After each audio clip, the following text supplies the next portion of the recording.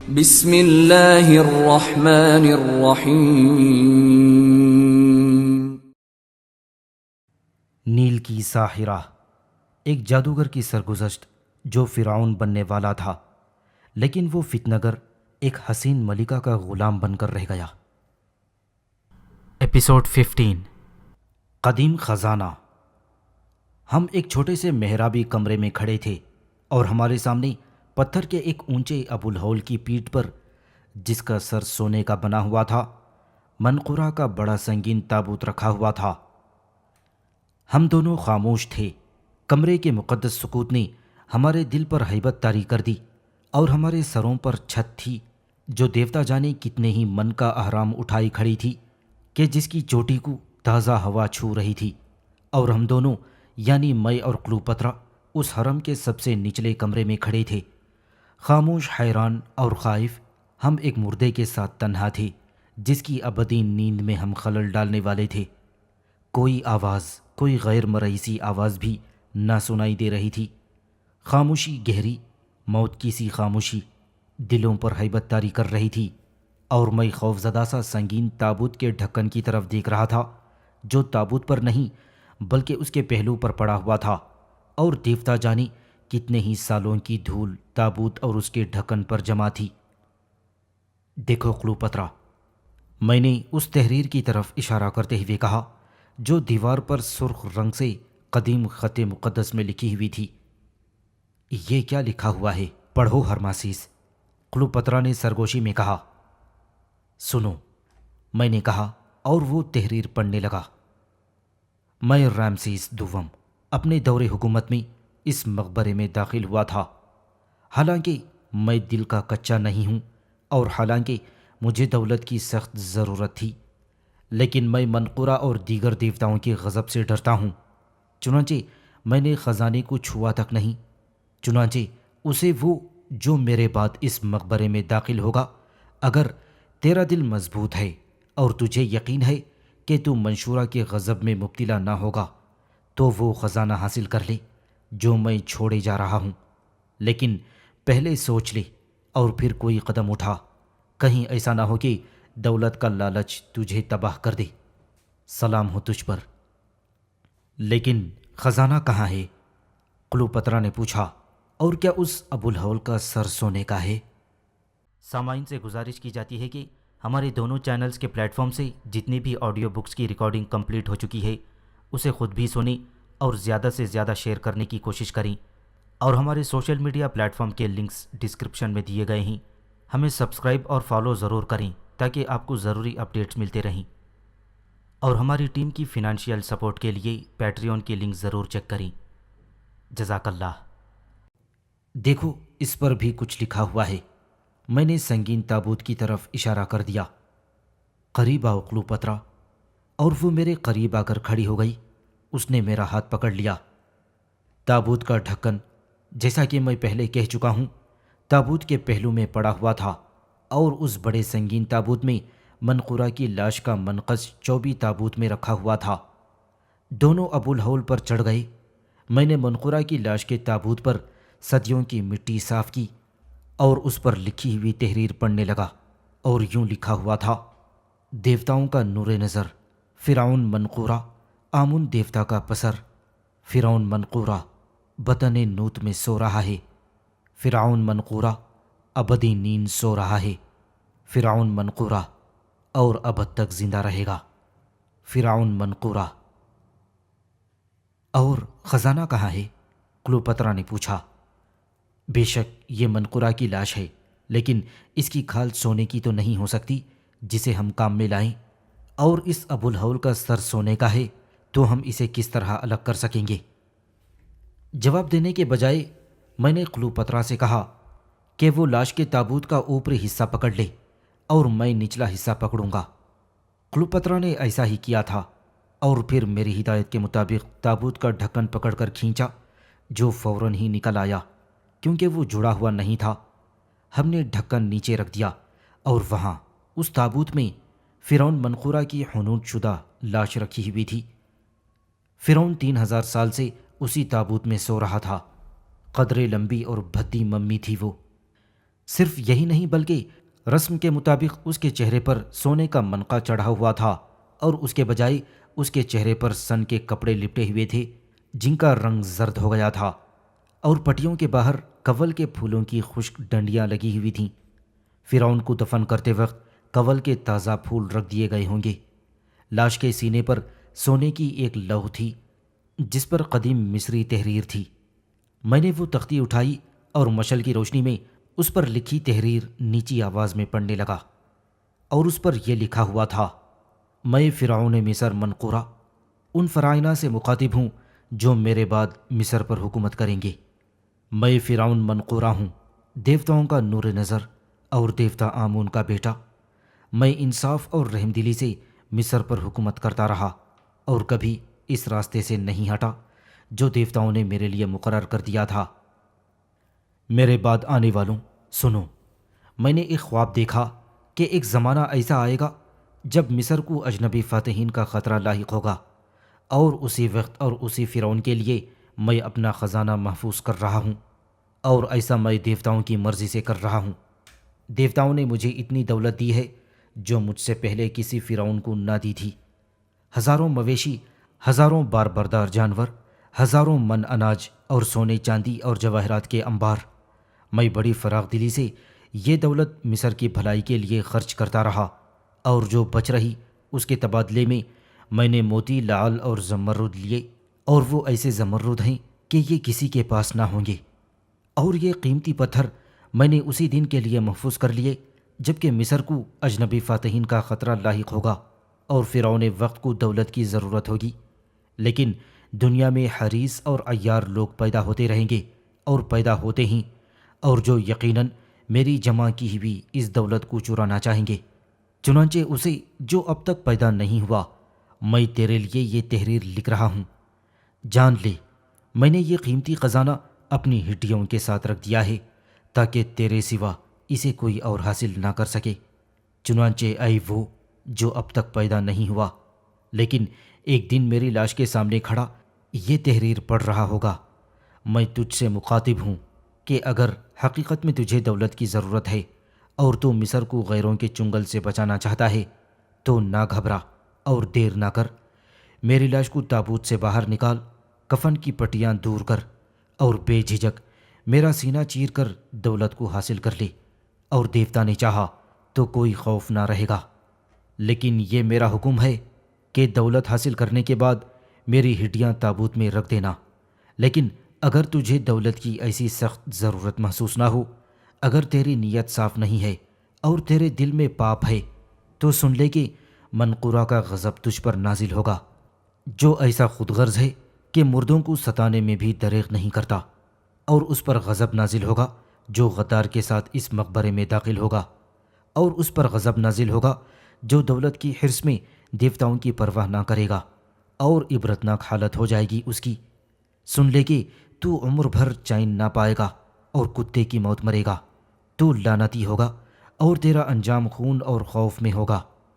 کیا ہی بری موت مرے گا تو، اور پھر آخر دن تک آنتی کے عذاب میں مبتلا رہے گا، دنیا کی خوشی نہ دیکھے گا اور مرنے کے بعد آنتی کی خوشی بھی نہ دیکھ سکے گا۔ افسوس، کیا ہی بری حالت ہوگی تیری۔ چنانچہ اس خزانے کے راز کو محفوظ رکھنے کے لیے میں نے اپنے حرم کے قریب ایک مندر بنوا دیا ہے جہاں کے کاہنوں کو اس راز سے آگاہ کر دیا گیا ہے، اور یہ راز اس کی نسل میں سینہ بسینہ محفوظ رہے گا۔ اور اگر کوئی کاہن فرعون مصر کے علاوہ یا اس عورت کے علاوہ جو مصر کی ملکہ ہوگی کسی دوسرے پر یہ راز ظاہر کر دے گا تو اس کاہن پر بھی عذاب نازل ہوگا۔ اور یہ میں نے یعنی فرعون منقورہ نے لکھا ہے، اور اب میں اس سے مخاطب ہوں جو اب تک پیدا نہیں ہوا، جو ایک زمانے میں میری لاش کے سامنے کھڑا یہ تحریر پڑھ رہا ہوگا۔ سن لے، میں تجھ سے مخاطب ہوں اور یوں کہتا ہوں کہ پہلے سوچ لے اور فیصلہ کر لے کہ کیا واقعی تجھے دولت کی ضرورت ہے۔ اگر تو نے لالچ کے جال میں پھنس کر غلط فیصلہ کیا تو خبردار ہو جا کہ فرعون منقورہ کے غضب سے تو بچ نہیں سکے گا، اور تو لعنتی ہو جائے گا، تو معتوب ہوگا اور تیرا انجام برا ہوگا۔ خبردار، سوچ سمجھ کر کوئی فیصلہ کرنا۔ تیرا اس مقبرے میں آنا مبارک ہو، خوش آمدید۔ اور الوداع، سلام ہو تم پر۔ کلوپترا، کیا تم نے سن لیا؟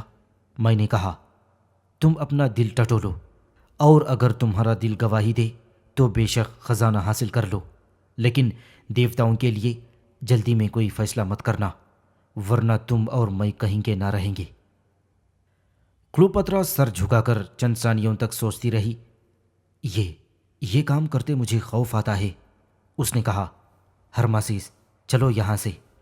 شکر ہے، میں نے اطمینان کی سانسیں لیں، کیونکہ میں خود بھی یہ کام کرتے ڈر رہا تھا۔ میں تابوت کا ڈھکن اٹھانے کے لیے جھکا۔ منقورہ نے کیا لکھا ہے اپنی اس تحریر میں؟ کلوپترا نے کہا، یہی نا کہ بڑے بڑے زمرد ہیں، اب تو کہیں زمرد دیکھنے میں نہیں آتے، اور اگر کسی کے پاس ہیں بھی تو ان کی قیمت زیادہ ہے، اور زمرد گھٹیا قسم کے ہیں تو زمرد ہیں۔ ہائے کتنے پسند ہیں مجھے زمرد۔ میں نے اچھے سے اچھا زمرد خریدا، لیکن اس میں ایک نہ ایک نقص نکل ہی آتا ہے۔ ہائے مجھے بےحد پسند ہیں وہ۔ یہاں تمہاری پسند اور ناپسند کا سوال نہیں ہے کلوپترا، میں نے اسے کہا، بلکہ مصر کی ضرورت اور بھلائی کا سوال ہے۔ صرف یہی نہیں بلکہ نیک نیتی اور صاف دلی بھی شرط ہے، جس کا فیصلہ تم خود کر سکتی ہو۔ تمہارے دل میں کیا ہے یہ میں اور کوئی بھی نہیں جان سکتا۔ ٹھیک ہے ہرماسیس، بالکل ٹھیک ہے، لیکن تم ہی بتاؤ، کیا مصر کو دولت کی ضرورت نہیں ہے؟ کیا ملک کو رومیوں کا خطرہ لاحق نہیں ہے؟ میں رومیوں کو لشکر کے بغیر کس طرح شکست دے سکتی ہوں؟ اور لشکر کی فراہمی کے لیے کیا دولت کی ضرورت نہیں پڑتی؟ اور کیا میں نے قسم کھا نہیں رکھی کہ تم سے شادی کر لوں گی اور رومیوں سے مقابلہ کروں گی؟ اور اگر تم کہو تو میں منقورہ کی لاش پر ہاتھ رکھ کر دوبارہ قسم کھا لوں۔ یہی تو وہ زمانہ ہے جس کا خواب منقورہ نے دیکھا تھا، اور اگر ایسا نہ ہوتا تو ملکہ ہٹشی پشت، رامسیس یا کوئی دوسرا فرعون یہ خزانہ حاصل کر لیتا۔ لیکن انہوں نے ایسا نہیں کیا، کیونکہ اس زمانے میں بیرونی فاتحین کا خطرہ لاحق نہیں تھا۔ چنانچہ ہمارا زمانہ ہی وہ زمانہ ہے جس کے لیے فرعون منقورہ نے یہ دولت محفوظ کر رکھی ہے۔ چنانچہ اگر میں نے یہ خزانہ حاصل نہ کیا تو مصر پر رومی قابض ہو جائیں گے، اور کوئی فرعون نہیں رہے گا جس پر تم اس خزانے کا راز ظاہر کر سکو۔ میں ہی وہ ملکہ ہوں جس کا ذکر منقورہ نے اپنی تحریر میں کیا ہے۔ چلو ہرماسیس، خوف و ہراس دور کر کے ہم اپنا کام کریں۔ آخر تم اتنے خوف زدہ کیوں ہو؟ نیت نیک اور دل صاف ہو تو خوف کی کوئی وجہ نہیں۔ جیسی تمہاری مرضی ملکہ، میں نے کہا۔ یہ فیصلہ تو تم ہی کو کرنا ہے۔ کلوپترا، تم اس خزانے کی مستحق ہو یا نہیں؟ اگر تم نے غلط فیصلہ کیا تو تم پر وہ غضب نازل ہوگا کہ جس سے بچنا ممکن نہیں۔ بہرحال ہمارے دل صاف ہیں۔ ہرماسیس، تم فرعون کی لاش کا سر تھامو، میں ٹانگیں پکڑتی ہوں، ہم دونوں مل کر لاش باہر نکالیں گے۔ اف، کتنی بھیانک جگہ ہے۔ اور پھر دفتن وہ مجھ سے چمٹ گئی۔ ہرماسیس، وہ میں نے، وہ دیکھو۔ میں نے دیکھا کہ اندھیرے کی چادر میں سے نکل کر ایک سفید سایہ ہماری طرف بڑھا چلا آ رہا تھا، لیکن مشعل کی روشنی میں آ کر وہ غائب ہو گیا۔ یہ آسیب زدہ مقام ہے، چلو یہاں سے چلو۔ تمہیں نظر نہیں آیا؟ نہیں، لیکن میں سمجھتا ہوں وہ منقورہ کی روح ہوگی ملکہ۔ تم تو جانتی ہو کہ روح اپنے مسکن یعنی جسم کے قریب ہی منڈلایا کرتی ہے۔ بہرحال ہمیں یہاں سے چلے جانا چاہیے۔ میں خوش ہوں کہ تم نے یہ فیصلہ کر لیا کلوپترا۔ اور پھر وہ جانے کے لیے تیار ہو گئی۔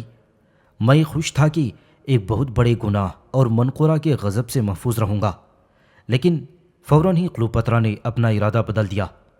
نہیں بھائی، کچھ بھی تو نہیں تھا ہرماسیس، وہم تھا میرا۔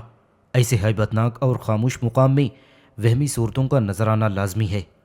نہیں، میں ان زمردوں کو دیکھے بغیر نہ جاؤں گی، چاہے کچھ بھی کیوں نہ ہو جائے۔ چلو ہرماسیس، اپنا کام کریں، اور ڈرنے کی کوئی وجہ نہیں۔ اور پھر اس نے جھک کر وہ ظروف اٹھا لیے جو تابوت میں رکھے ہوئے تھے، جن میں منقورہ کے پیٹ کی آلائش تھی۔ اس نے ایک ظرف کا ڈھکن اٹھا کر دیکھا، اس میں انتڑیوں وغیرہ کے علاوہ کچھ نہیں تھا۔ ہم نے منقورہ کی لاش تابوت سے نکال کر فرش پر رکھ دی۔ کلوپترا میرے خنجر سے کفن کی پٹیاں کاٹنے لگیں۔ یہ وہی خنجر تھا جس سے میں نے کلوپترا کو قتل کرنا چاہا تھا۔ 3000 سال پرانے کپڑوں کی پٹیاں آسانی سے کٹ گئیں اور ان پھولوں کی خاک جو منقورہ کے عزیزوں نے ممی پر رکھے ہوں گے کلوپترا کے ہاتھوں اور کپڑوں پر چپک گئی۔ اوپری پٹیوں کے بعد دوسری پٹیوں کا کفن تھا۔ یہ پٹیاں اتنی زیادہ بوسیدہ نہ تھیں، چنانچہ ابوالہول سے ٹیک لگا کر اور منقورہ کی ممی کو لے کر میں بیٹھ گیا۔ کلوپترا پٹیاں کاٹنے لگیں۔ میں ممی کو گھماتا جاتا تھا۔ پھر کوئی چیز فرش پر گری۔ یہ خالص سونے کا شاہی عصا تھا جس کی مونچھ میں ایک زمرد جڑا ہوا تھا۔ کلوپترا نے بڑے اشتیاق سے وہ عصا جو منقورہ کے کفن میں سے گرا تھا اسے اٹھا لیا اور بہت دیر تک اسے دیکھتی رہی۔ پھر ہم اپنے کام میں مصروف ہو گئے۔ جیسے جیسے یہ پٹیاں کھلتی گئیں ان میں سے وہ چیزیں گرتی چلی گئیں جو زمانے قدیم میں فرائنہ کی لاشوں کے ساتھ دفن کی جاتی تھیں، مثلاً سونے کا گلوبند اور کنگن، سسترم کا سنہرا نمونہ اور سونے کی کلہاڑی وغیرہ۔ پٹیاں کھل گئیں اور اب منقورہ کی لاش موٹے کپڑے کے بے سیون کفن میں لپٹی ہمارے سامنے تھی اور اس کفن پر سرخ روغن سے لکھا ہوا تھا، فرعون منقورہ پسر راہ۔ کوشش کے باوجود اس کفن کو فرعون کی لاش سے الگ نہ کر سکے کیونکہ وہ جلد سے بری طرح چپک گیا تھا۔ چنانچہ لاش میں نے زمین پر رکھ دیا۔ میرے دل پر ہیبت سی چھا رہی تھی، دم گھٹ رہا تھا اور حنوط کے مسالے کی بو پریشان کر رہی تھی۔ کلوپترا نے خنجر کی نوک کفن میں گھونپ دی۔ چر کی ہلکی سی آواز کے ساتھ کفن پھٹ گیا۔ میں نے فرعون کے چہرے پر سے کفن ہٹایا اور اب وہ چہرہ جسے 3000 سال سے کسی نے نہ دیکھا تھا ہمارے سامنے موجود تھا۔ خاصا روبدار چہرہ تھا، بلند پیشانی، گھنی بھویں اور لمبی پلکیں، سر پر مصر کا دوہرا تاج اور سفید لمبے بال کندھوں پر پڑے ہوئے تھے۔ موت کا سرد ہاتھ اور 3000 سال کا طویل زمانہ فرعون منقورہ کے خط و خال بگاڑ نہ سکا۔ وہی شان، وہی تمکینت اور وہی دبدبہ اس خشک چہرے پر منجمد تھا جو 3000 سال پہلے لوگوں کو لرزا دیتا ہوگا۔ میں سہما ہوا سا کھڑا تھا، منقورہ کے چہرے کو دیکھتا رہا۔ تو یہی تھا وہ فرعون جس نے مصر پر کبھی بڑی شان اور دبدبے سے حکومت کی تھی۔ یہی تھا وہ فرعون جسے مصر کا اتنا خیال تھا کہ اس نے مصر کے برے وقت کے لیے دولت محفوظ کر رکھی تھی۔ کلوپترا حیرت و استجاب سے کچھ دیر تک منقورہ کے چہرے کو دیکھتی رہی۔ تھوڑی دیر بعد ہمارے حواس بجا ہوئے اور ہم نے لاش پر سے کفن اتار کر ایک طرف رکھ دیا اور اب منقورہ کی ممی ہمارے سامنے پڑی تھی، خشک اور عریاں، سخت اور خوفناک۔ لاش کے بائیں پہلو میں ران سے ذرا اوپر اسی شگاف کا نشان تھا جہاں سے حنوط کرنے والوں نے لاش میں مسالے بھرے تھے، اور ایسی مہارت سے وہ شگاف کیا گیا تھا کہ پہلی نظر میں کوئی کہہ نہیں سکتا تھا کہ وہاں شگاف ہوگا۔ یہاں ضروری معلوم ہوتا ہے کہ حنوط کرنے کی تفصیل درج کر دی جائے۔ میں تو یہ پچھلے کسی حاشیے میں لکھ چکا ہوں کہ مصر والے روح کی بقا کے قائل تھے اور یہ بھی مانتے تھے کہ وہ اپنے جسم کی پھر محتاج ہوتی ہے، چنانچہ جسم کو سڑنے گلنے سے محفوظ رکھنا ضروری ہوا، اور اسی لیے اس زمانے میں حنوط کا طریقہ عام طور پر جاری تھا۔ مصر کے شہر میں کچھ لوگ ایسے رہتے تھے جو حنوط کرنے کا پیشہ کرتے تھے کہ جس وقت وارث میت یا لاش کو حنوط کرنے والوں کے پاس لے جاتا تو وہ مؤخر الذکر اسے لکڑی کے نمونے دکھاتا جو 3 طرح کے ہوتے: اعلیٰ، اوسط اور ادنا۔ قیمت اور اجرت ہر نمونے کی اس کی حیثیت کے مطابق ہوتی۔ جب اجرت طے ہو جاتی تو وارث میت کو یا لاش کو حنوط کرنے والوں کے سپرد کر کے چلا جاتا اور اب حنوط کرنے والا اپنے کام میں لگ جاتا۔ اس طرح کے درجے اول کے حنوط کے لیے پہلے لاش کے سر سے اس کا بھیجا نکالتے تھے، اور اس کا طریقہ یہ تھا کہ کوئی خاص عرق اس کے سر میں پہنچا کر بھیجے کو اس میں خوب حل کر دیتے تھے، اور اس کے بعد ایک آنکڑا ناک کے نتھنوں میں ڈال کر بھیجے کو باہر کھینچ لیتے تھے۔ اس کے بعد لاش کا پہلو چیر کر آلائش باہر نکالتے اور کھجور کی شراب سے دھو کر جسم میں خوشبودار دوائیں بھر دیتے، اور اس کے بعد لاش کو پورے 70 دن تک کھاری نمک میں رکھتے تھے۔ پھر اسے باہر نکال کر دھوتے اور گوند بھرے کپڑوں کی پٹیاں اس پر لپیٹ دیتے کہ اس طرح بدن کی آلائش خوبصورت منقش ظروف میں رکھ دیتے، اور یہ ظروف لاش کے ساتھ مقبرے میں رکھ دیے جاتے، گویا درجہ اول کا کام تھا، یعنی بادشاہوں اور عمرہ کی لاشیں اس طرح حنوط کی جاتی تھیں۔ حنوط کا دوسرا طریقہ اس سے سستا، یعنی جو سرو کی قسم کا ایک درخت ہوتا ہے اس کا گوند پیٹ میں ڈال دیتے کہ گوند باہر نہ نکل جائے، پھر لاش کو 70 دن تک نمک میں رکھتے تھے، اس کے بعد لاش کو نکال کر گوند جسم سے باہر نکال لیتے اور پھر اس گوند کے ساتھ آلائش بھی حل ہو کر باہر نکل آتی تھی۔ کھار میں رکھنے کے سبب گوشت نکل جاتا اور لاش میں چمڑے اور ہڈی کی سوا کچھ نہ رہتا تھا۔ اس کے بعد لاش بندش وغیرہ کے بغیر وارثوں کے سپرد کر دی جاتی۔ حنوط کی تیسری قسم غربا کے لیے تھی، اور وہ یہ تھی کہ حنوط کرنے والے ایک عرق کو جسم میں پہنچا کر لاش کو نمک میں رکھ دیتے تھے اور پھر اس کے وارثوں کے سپرد کر دیتے۔ خزانہ فرعون کے بدن میں ہے۔ میں نے کہا، اب اگر تمہارا دل مضبوط ہے تو خنجر اس کی خاکی جسم میں اتار دو۔ سوچنے سمجھنے کا وقت گزر چکا ہے ہرماسیس، اس نے میری طرف دیکھ کر کہا۔ کلوپترا کا چہرہ سفید ہو رہا تھا اور اس کی آنکھیں پھیل گئی تھیں۔ اس نے خنجر والا ہاتھ بلند کیا اور اس زمانے کی ملکہ نے 3000 سال پہلے کے فرعون کے خشک سینے میں وہ خنجر گھونپ دیا، اور جیسے ہی کلوپترا نے یہ لرزا دینے والا کام کیا، اوپر سے جہاں ہم خواجہ سرا کو چھوڑ آئے تھے کراہنے اور ہاتھ پاؤں پٹخنے کی آوازیں آنے لگیں۔ ہم دونوں گھبرا کر اٹھ کھڑے ہوئے، لیکن پھر کوئی آواز نہ آئی۔ کچھ نہیں، کلوپترا نے کہا، وہم تھا، چلو اپنا کام پورا کریں۔ اور پھر بڑی مشکل سے ہم خشک جلد کو چیرنے میں کامیاب ہوئے۔ کھر کی آواز آئی، خنجر کی نوک زمردوں میں گھس رہی تھی۔ کلیوپیٹرا نے فرعون کے چیرے ہوئے سینے میں ہاتھ ڈال کر کوئی چیز نکالی۔ اس نے اپنی مٹھی مشل کے قریب لا کر کھولی اور بے اختیار کلوپترا کے منہ سے حیرت و خوشی کی چیخ نکل گئی۔ اس کی ہتھیلی پر ایک بڑا سا زمرد چمک رہا تھا جس پر فرعون منقورہ پسر راہ کندا ہوا تھا، اور ایک عجیب بات یہ تھی کہ زمرد کنڈلی مار کر بیٹھے ہوئے سانپ کی شکل میں تراشا گیا تھا۔ اس کے بعد وہ جنون کے عالم میں فرعون کے سینے میں ہاتھ ڈالتی اور زمرد باہر نکالتی رہی۔ کچھ زمرد ترشے ہوئے تھے اور کچھ غیر تراشدہ، لیکن سب کے سب بڑے بڑے اور قیمتی تھے۔ ایسے زمرد کبھی کسی نے نہ دیکھے ہوں گے۔ کلوپترا بار بار اپنا ہاتھ فرعون کے منہ میں ڈالتی، یہاں تک کہ وہاں ایک زمرد بھی نہ رہا، اور فرعون منقورہ نے اپنے بدن میں 140 زمرد سلوا دیے تھے۔ آخری دفعہ جب کلوپترا نے اس مردہ فرعون کا کھوکھلا سینہ ٹٹولا تو اسے زمرد نہ ملے، البتہ 2 موتی اس کے ہاتھ آ گئے، اور ایسے موتی کبھی کسی نے نہ دیکھے ہوں گے۔ اور پھر ان 2 موتیوں کے بعد بہت سے موتی، چھوٹے اور بڑے۔ آخرکار وہ بھیانک کام ختم ہوا۔ ایک طرف جگمگاتے ہوئے زمرد اور موتیوں کا انبار تھا، ایک طرف شاہی ساز و سامان، ایک طرف کفن کی پٹیاں، اور سامنے فرعون منقورہ کی لاش۔ ہم اٹھے۔ عجیب طرح کا ناقابل برداشت خوف ہمارے دلوں پر مسلط ہو گیا تھا، ایسا خوف جس نے ہماری زبانیں گونگ کر دیں۔ اب تک تو ہم ایک جوش و اشتیاق کے عالم میں کام کرتے رہے، لیکن اب کام ختم ہو چکا تھا اور جوش و اشتیاق کی جگہ خوف نے لے لی تھی۔ میں نے کلوپترا کو اشارہ کیا، اس نے فرعون کی لاش کا سر پکڑا اور میں نے ٹانگیں پکڑیں۔ ہم لاش کو اٹھا کر بلہول پر چڑھے اور وہ لاش جس کا سینہ چاک تھا تابوت میں رکھ کر اوپر کفن کی پٹیاں ڈھیر کر دیں۔ اس کے بعد ہم خزانے کی طرف متوجہ ہوئے۔ شاہی ساز و سامان میں ہم نے وہ چیزیں اٹھا لیں جو آسانی سے لے جائی جا سکتی تھیں۔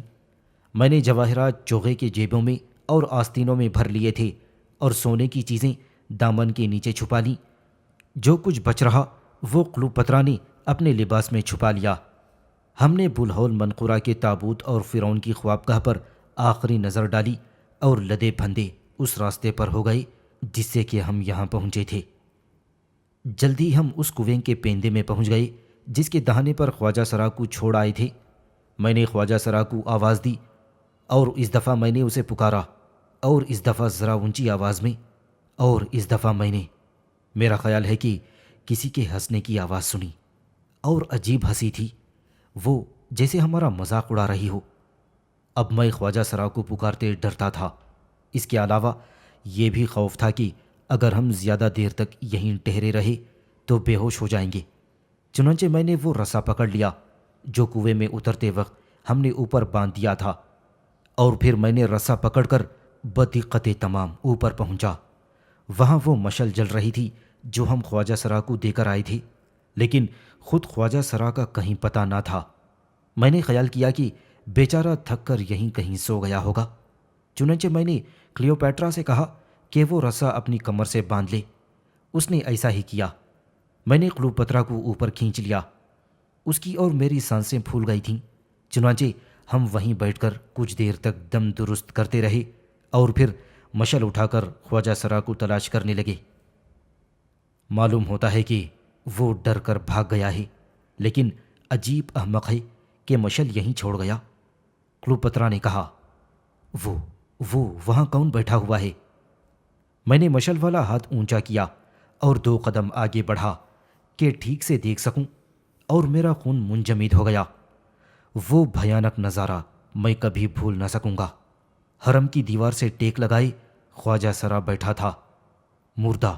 اس کی بے نور آنکھیں کھلی تھیں، اس کا منہ کھلا تھا جیسے وہ چیخنا چاہتا تھا مگر چیخ نہیں سکتا تھا، اور اس کے چہرے پر ایسا خوف منجمد تھا کہ خود دیکھنے والا لرز اٹھے، اور اس مردہ خواجہ سرا کی منڈی ہوئی تھوڑی میں اپنے پنجے گھسائے بھوری اور بڑی چمکاڈر لٹک رہی تھی، جو حرم کا دروازہ کھلتے ہی باہر نکل آئی کہ وہ بھوری بلا خواجہ سرا کی ٹھوڑی سے لٹکی آگے پیچھے جھول رہی تھی، اور اس کی آنکھیں انگاروں کی طرح چمک رہی تھیں۔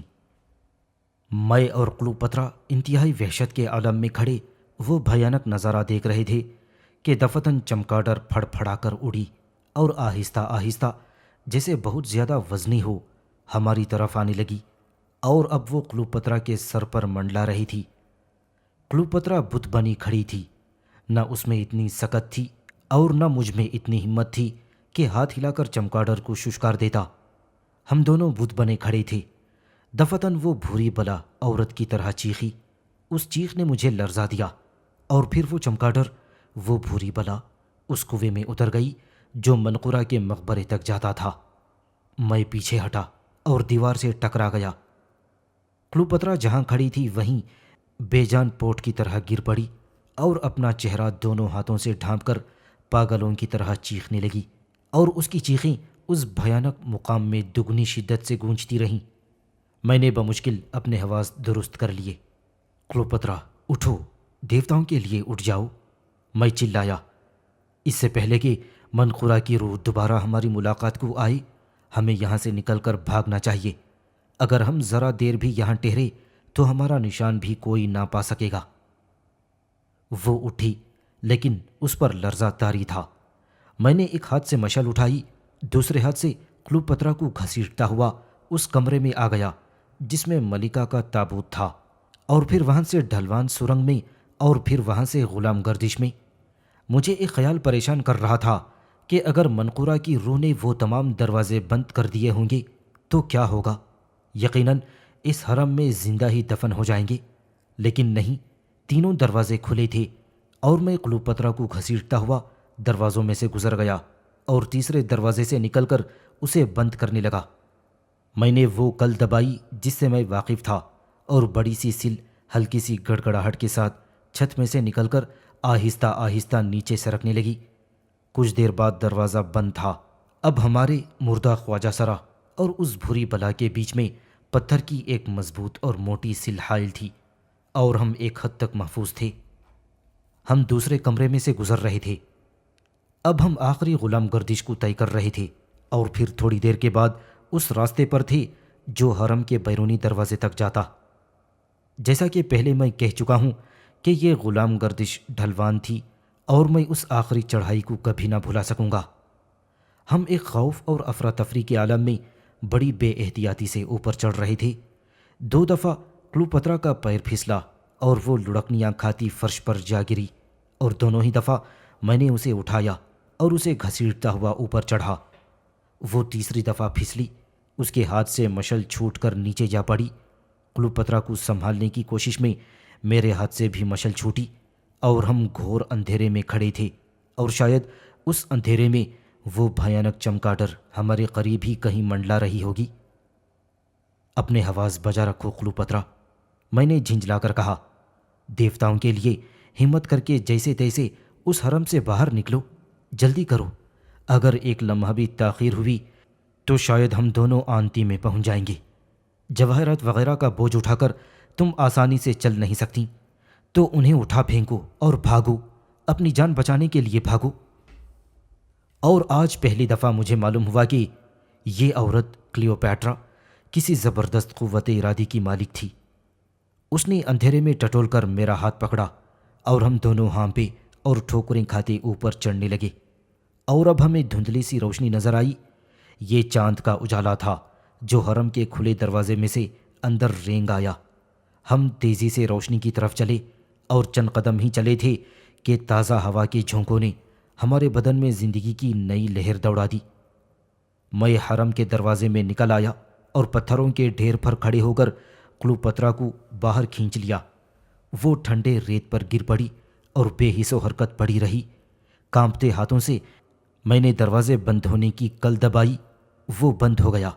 میں پتھروں پر سے اتر کر کلوپترا کے قریب اکڑو بیٹھ گیا تھا کہ وہ بے حس و حرکت پڑی ہوئی تھی اور اس کا چہرہ مردہ سما معلوم ہو رہا تھا۔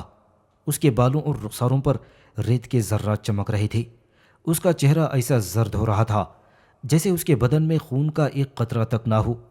میں سمجھا کہ وہ مر چکی ہے۔ میں نے اپنا ایک ہاتھ اس کے سینے پر رکھ دیا۔ نہیں، وہ مری نہیں تھی، بلکہ صرف بے ہوش ہو گئی تھی۔ تکان اور خوف نے مجھے بھی نیم جان کر دیا تھا، چنانچہ میں بے ہوش کلوپترا کے قریب ٹھنڈی ریت پر لیٹ گیا اور اپنا دم درست کرنے لگا۔